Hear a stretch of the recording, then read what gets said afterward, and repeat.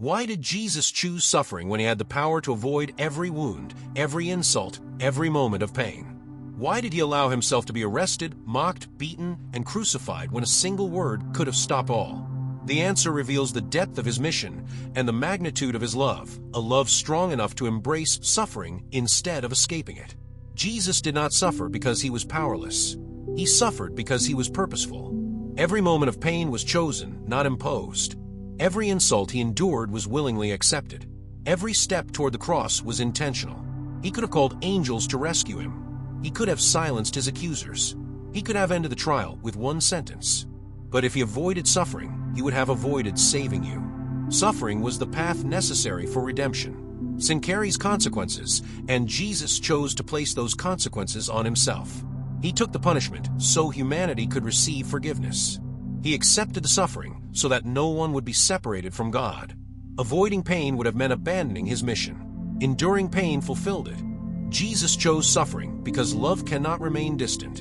A distant Savior could speak about compassion, but only a suffering Savior can embody it. By stepping into human pain, Jesus showed that he does not simply understand suffering, he entered it. He lived it. He carried it.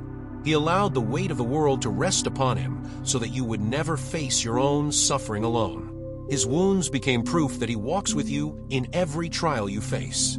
Jesus also chose suffering to defeat the power of fear.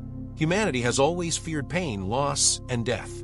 By facing the worst of all suffering and rising again, Jesus broke the power of fear for everyone who trusts him. He didn't destroy fear with force. He destroyed it by passing through the very thing people are most afraid of.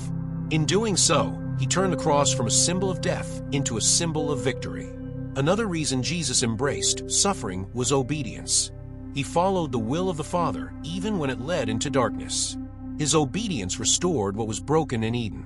Where Adam fell through disobedience, Jesus triumphed through surrender. His suffering was not weakness, it was the ultimate expression of strength. Choosing obedience in the face of unimaginable pain revealed a love deeper than comfort and a purpose greater than self-preservation. Jesus chose suffering because you were worth the cost. He saw your sin, your shame, your future, your need for grace. And he chose to carry what you could not.